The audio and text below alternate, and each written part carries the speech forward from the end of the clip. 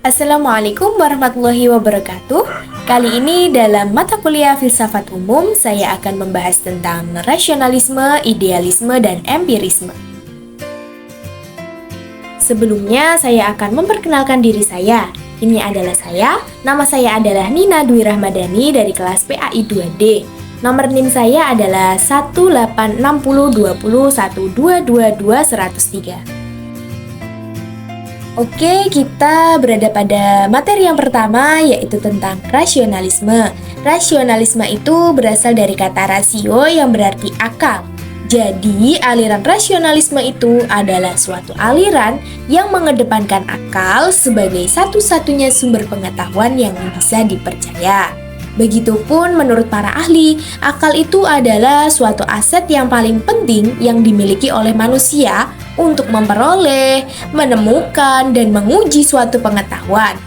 Mereka juga menganggap bahwa akal mempunyai kemampuan untuk menyelesaikan berbagai permasalahan yang ada dalam kehidupan. Semua permasalahan bisa diselesaikan dan dipecahkan menggunakan akal. Dalam aliran rasionalisme ini terdapat tokoh yang amat terkenal, yaitu René Descartes atau biasa dijuluki sebagai Bapak Filsafat Modern. Dan ini adalah foto dari René Descartes.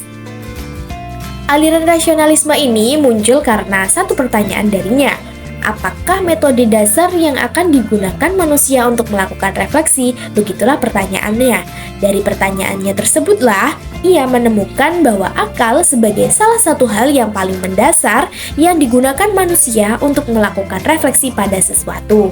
René Descartes pun juga menyimpulkan bahwa rasionalisme itu adalah doktrin filsafat yang menyatakan bahwa kebenaran harusnya ditentukan atau didapatkan melalui pembuktian, logika, dan analisis yang berdasarkan pada fakta, bukan berasal dari pengalaman indrawi.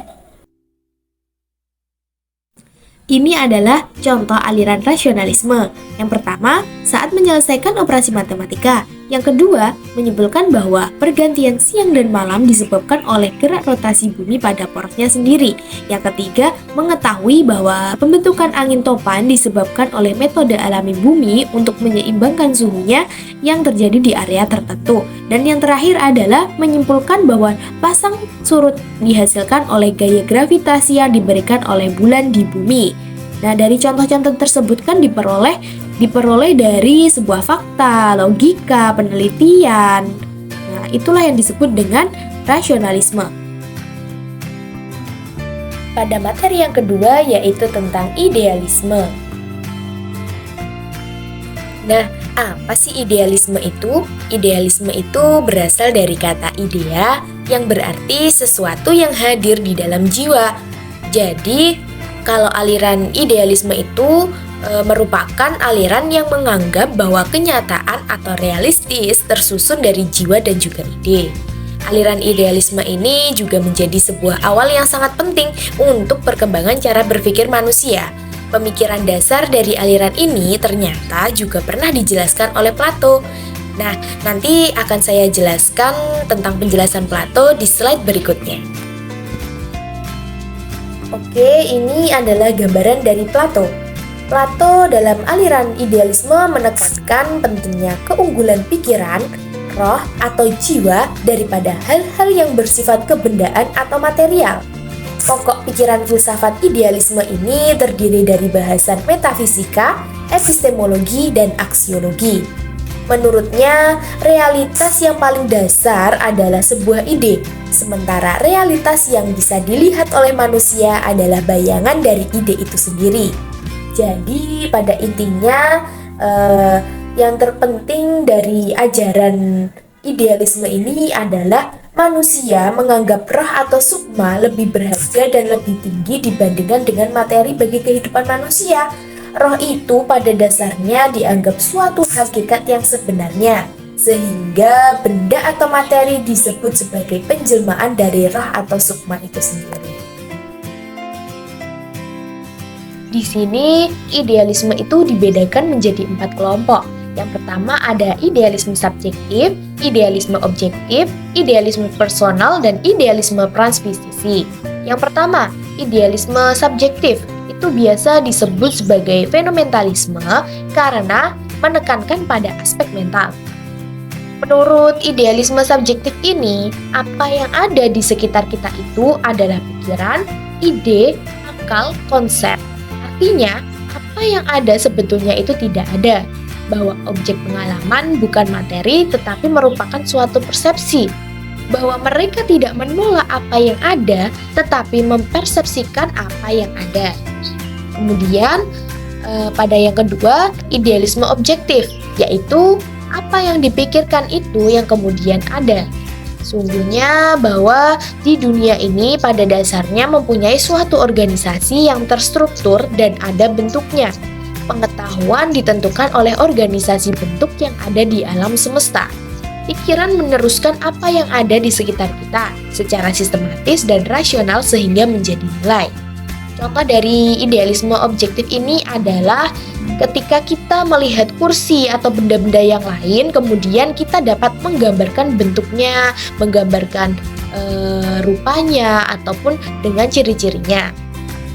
Nah, kemudian yang ketiga ada idealisme personal, yaitu pentingnya ketertiban objektif dalam alam semesta. Manusia akan menyesuaikan apa yang ada di sekitarnya sehingga terjadi ketertiban. Contoh dari idealisme personal ini adalah orang yang berlalu lintas tiba-tiba lampu merah tanpa ada yang memberitahu dia berhenti. Nah, begitulah contoh menyesuaikan diri terhadap lingkungannya. Dia mengamati lingkungannya. Orang-orang pemotor-pemotor pengendara itu berhenti karena lampu merah. Kemudian terciptalah sebuah ketertiban dalam lingkungan tersebut. Nah, itulah yang dinamakan dengan idealisme personal. Kemudian yang keempat ada idealisme transpisisi, bahwa manusia itu menghendaki sesuatu ketertiban yang sempurna. Di dalam kesempurnaan itulah yang diharapkan oleh manusia. Lanjut pada materi pembahasan yang terakhir, yaitu tentang empirisme. Nah, empirisme itu adalah aliran yang berfokus pada pengalaman yang dimiliki oleh seseorang sebagai sumber dari pengetahuan.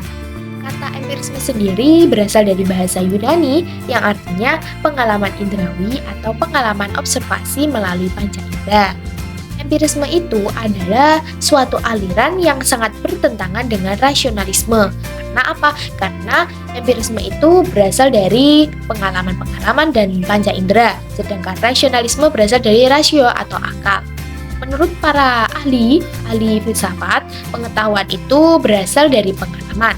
Sehingga panca indera itu adalah sumber utama yang paling jelas dan pasti daripada akal. Semua hal yang diketahui oleh manusia itu tergantung pada bagaimana mereka menggunakan panca inderanya, mulai dari mendengar, melihat, menyentuh yang mereka miliki, dan berbicara. Adapun pengertian empirisme menurut John Locke yang mengatakan bahwa pada waktu manusia dilahirkan, akalnya merupakan sejenis buku catatan dengan kertas putih yang kosong, dan di dalam buku catatan itu dicatat pengalaman-pengalaman indrawi. Seluruh sisa pengetahuan kita diperoleh dengan jalan menggunakan serta memperbandingkan ide-ide yang diperoleh melalui penginderaan serta refleksi yang sederhana tersebut. Ia memandang akal sebagai sejenis tempat penampungan yang secara pasif menerima hasil-hasil penginderaan tersebut. Ini semua berarti bahwa pengetahuan kita, betapapun rumitnya, dapat dilacak kembali. Contoh dari aliran empirisme dalam kehidupan sehari-hari. Yang pertama yaitu bagaimana kita mengetahui apa itu panas. Maka, seseorang yang memiliki pandangan empirisme akan berpandangan dan mengeluarkan pernyataan bahwa api itu panas, karena memang dia mengalaminya sendiri dengan menyentuh api tersebut dan memperoleh pengalaman yang dia sebut panas. Lanjut pada contoh yang kedua, yaitu bagaimana kita bisa mengetahui bahwa bunga melati itu wangi. Kita pasti akan langsung mengetahuinya setelah mencium baunya dengan hidung. Nah, itulah dua contoh yang saya jelaskan. Sebenarnya banyak contoh-contoh yang lainnya itu dalam kehidupan sehari-hari, di sekitar lingkungan kita. Kenapa banyak? Karena empirisme itu kan adalah pengalaman.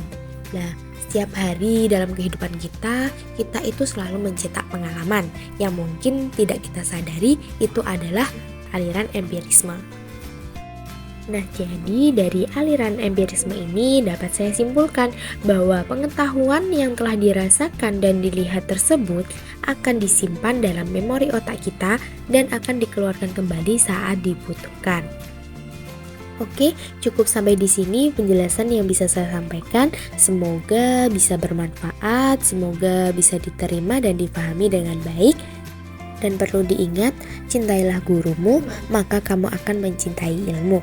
Wassalamualaikum warahmatullahi wabarakatuh.